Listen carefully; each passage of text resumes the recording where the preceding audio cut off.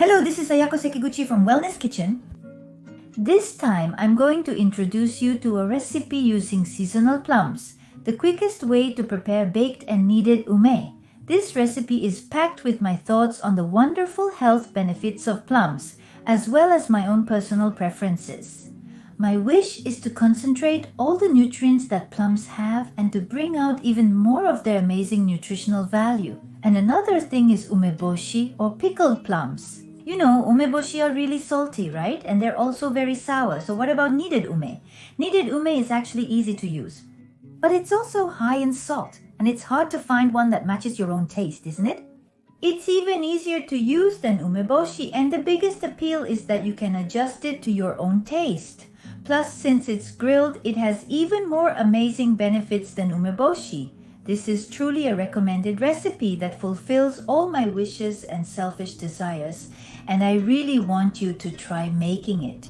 This video will help improve your blood flow, which can help prevent arteriosclerosis, high blood pressure, heart disease, and brain disease. This can also aid with dieting for those seeking recipes. This video is essential for those seeking food information. Watch it fully for the best experience. At Sayuru Nesu Kitchen, our theme is anti-aging that starts with food.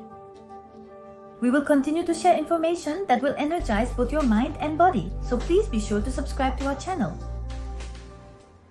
This time, rather than focusing on the effects and benefits of plums, I'd like to introduce a carefully thought out recipe for grilled and kneaded plums. First, there are 3 major nutrients in grilled and kneaded plums. One of them is mumifuril, which is created when plums are heated. It's a nutrient, so it's not found in regular pickled plums or similar products. This is a component that's created when substances like citric acid and polyphenols found in plums undergo a chemical reaction due to heating. This mumifuril has an amazing effect of thinning the blood. The second one is vanillin. This is also found in raw plums, but when heated, its amount increases by 20%. That's right, vanillin is a substance that promotes fat burning. The third one is not so much about the plums themselves, but rather something used with them. Red shiso contains a lot of it, which causes this effect. It's a substance called rosmarinic acid, It really has a variety of effects and is said to be very good for things like allergies, but it also helps control blood sugar and suppress the absorption of sugar. So it's an ingredient that's useful for preventing glycation and not just for diabetes, but it's also very helpful for dieting. And there's one more thing we shouldn't forget, the fourth one. That is citric acid. I think everyone knows that when you think of umeboshi, you think of citric acid. Citric acid is so important that there's even something called the citric acid cycle, and it helps activate energy metabolism. So of course it's great for recovering from fatigue, but it's also an ingredient that helps with fat burning. It also has a chelating effect, which means it helps your body absorb minerals better.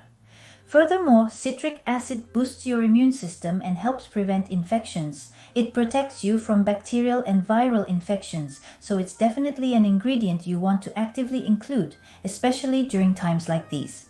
There's also another interesting story. The origin of this baked kneaded ume comes from a traditional Chinese medicine called ubai.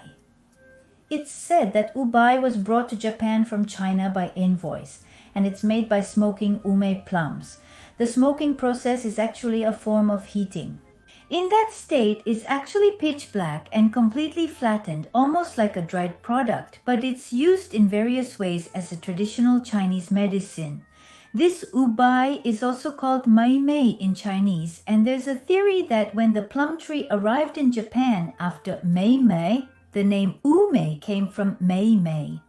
Heated plums, which are also used as medicine, will be made into kneaded ume this time, so that they can be easily used in various dishes. There's one more thing we must not forget, and that's this baked kneaded ume. Plums can be made from any kind of ingredient.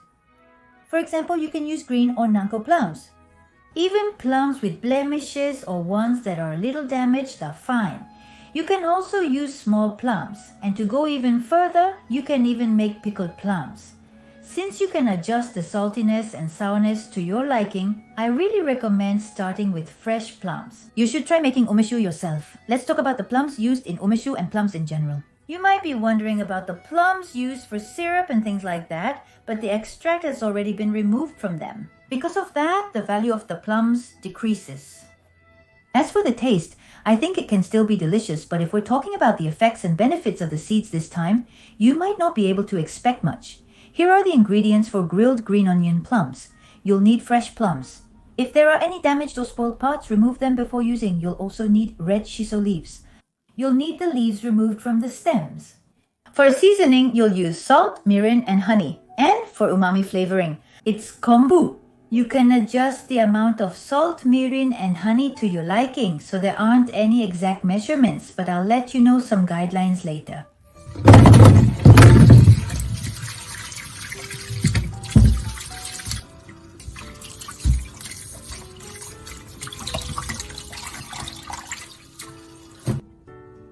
It's this part here. If it's damaged or spoiled, if it's a plum, remove it at this stage. Any parts that are damaged like this or have blemishes will affect the taste, so cut them off cleanly. Take the plums out of the water. Please remove them from the water. If you put plums into boiling water, the skin will break easily and the inside will stay hard, causing the precious extract to leak out. So, to avoid breaking the skin as much as possible, start heating them from cold water and let them cook slowly so the heat penetrates to the center. The time it takes will vary depending on the size of the plums, so occasionally poke them with a bamboo skewer, and when it goes in smoothly and they're very soft, they're ready. The red shiso leaves should be lightly squeezed to remove excess water, then put into a food processor and chopped finely. If you don't have a food processor, you can chop them by hand. Since it's called neriyume, mashed plum, I think it's easier to use if the shiso leaves aren't too big. Add about 100 cc of water when blending shiso leaves in a food processor, as they tend to float and make processing difficult. Right now it looks like this. It's not exactly a paste, but it's already pretty finely chopped, finer than tea leaves. You might be wondering if you need to remove the bitterness, but even though the water looks a little brownish like this, that's just the polyphenols from the shiso. The color turned brown, but there's no need to remove the bitterness, it's fine as is. This time it will react with the citric acid from the plums and turn a beautiful purple color, so don't worry, just use it as it is. Now, the plums have been sitting for about 5 minutes, so I'll try poking them with a bamboo skewer. If the skin breaks too much and the plums fall apart while boiling, the precious plum extract will leak out, so please take them off the heat and drain the water once. Even if the inside is still a bit firm, we'll be heating them again later, so be careful not to overcook them at this stage. These are large plums, and they took about 7 minutes. The timing will vary depending on the size of the plums. While checking their condition, please lift them out with a strainer. Next, we'll simmer these together with red shiso. These are the plums that have been blanched. The skin is so soft that it feels like it would tear easily if you rubbed it. Turn the heat to low and start cooking. Add the red shiso. Quite a bit of dark colored liquid will come out of the red shiso, but that's just the polyphenols changing color when exposed to air, so don't worry about it and keep using it. From here, we'll be simmering using only the moisture from the shiso that was released when it was processed in the food processor, the juice from the plums themselves, and the moisture contained in the shiso. As you mix it together, gradually only the seeds will be left. In the end, you'll scoop out the seeds so that only the shiso and plum flesh remain. So you don't need to remove the seeds beforehand. They'll naturally separate from the liquid as it cooks, so it's fine to use the whole thing as is. If you're using small plums with lots of tiny seeds and it's difficult to scoop them out, it might be easier to remove the seeds by hand after letting them cool a bit in a strainer. At this stage, add the kombu, which is a source of umami, and simmer it together. The plums will gradually become softer. Keep stirring diligently to gradually separate the seeds from the flesh. Scrape the flesh off the seeds as you go. If the heat is too high, the mixture will bubble and splatter, which can be dangerous. Keep it on low heat. Scoop out the seeds with some flesh still attached, like this. Use a rubber spatula or something similar to scrape off the flesh and remove only the seeds. Then put the remaining mixture back into the pot. After removing the seeds, you're left with just the plum flesh. It has a nice rich color, just like proper pickled plum paste. Now, the next step is simmer it down until it reaches your preferred thickness. It's actually more versatile if you don't make it too firm, just like this. Since it's homemade, it's nice to leave it a little chunky instead of making it a completely smooth paste. That's what makes it delicious. It's about time to take out the kelp. While heating the plums, I've spent more than 10 minutes removing the pits and doing other things. The final texture is up to your preference, but since it's a paste, it will firm up a bit as it cools. So at this point, I'll take it off the heat. Now I'll measure the total amount. Right now it's exactly 852 grams. Let's just say 850 from here. Next, I'll calculate the salt quantity. Typical umeboshi contains around 18 to 20% salt. That's why it's really salty, right? By the way, this batch has 18% salt. So if you think about eating this batch just as it is, it's going to be pretty salty. So you can adjust it to your liking. Of course, the more salt you use, the better it will keep. But since we're making it by hand, I'd like to use a little less salt. And also, the sourness also varies depending on the plums and your personal preference. So from here, we'll adjust the saltiness and the strength of the sourness with seasonings. Usually, the base salt is about 10% or around 8%. 3% salt is about the same as seawater, so I'd like to try making it with 5% salt. Multiply by 0.05 to get 42.5. I'll try making it with around 40 grams.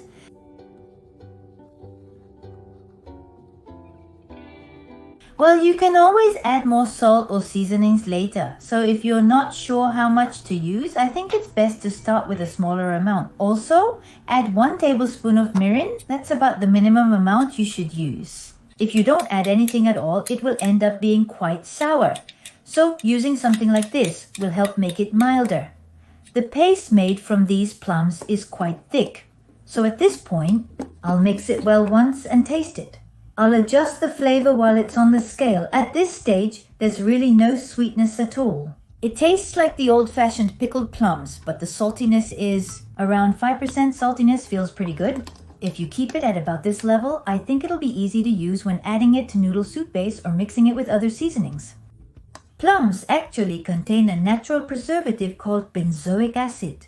Even with less salt, it's surprisingly resistant to spoiling. Still, the storage conditions will change depending on the amount of salt.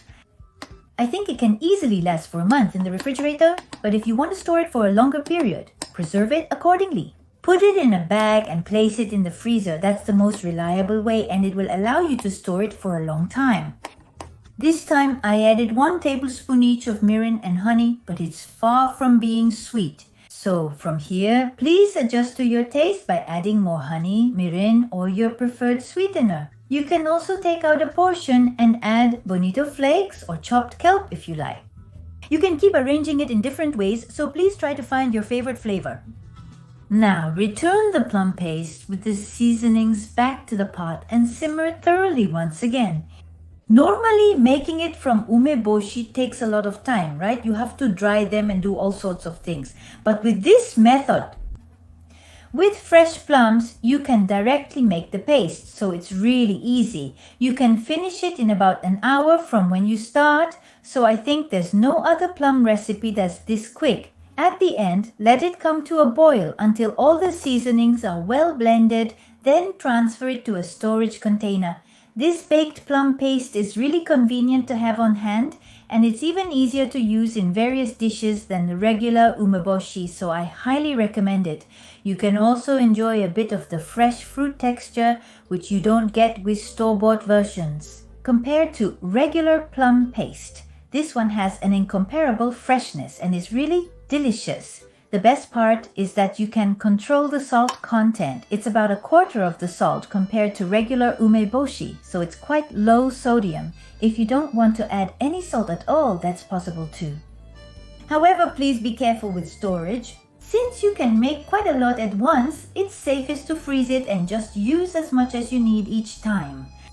The grilled kneaded plum, which helps thin your blood and burn fat, is finished. Earlier, we removed the pits, right? It would be a waste to leave any of the plum flesh behind, even if just a little. This is oil. I'll add a little mirin and then I'll use a strainer again to press out the flesh. The delicious plum sauce is finished. It goes well with vegetables, chilled shabu shabu or anything, so please try using it in different ways. This time, I introduced grilled kneaded plum, which is packed with amazing health benefits and is even used in Chinese medicine. If you mix it with a little noodle soup base, you can make a plum-flavored sauce. I think it would also be great as a dipping sauce for salmon or barley noodles in the summer. You can also add a little sesame there. If you drizzle a little sesame oil on it, it becomes even more delicious. Grilled mashed ume can be used just like regular mashed ume as a base for various dishes. So please make a lot and keep it stocked in your freezer. If you store it, it can be preserved for a long time, so I really hope you'll give it a try. Thank you for watching until the end. Let's meet again in another video.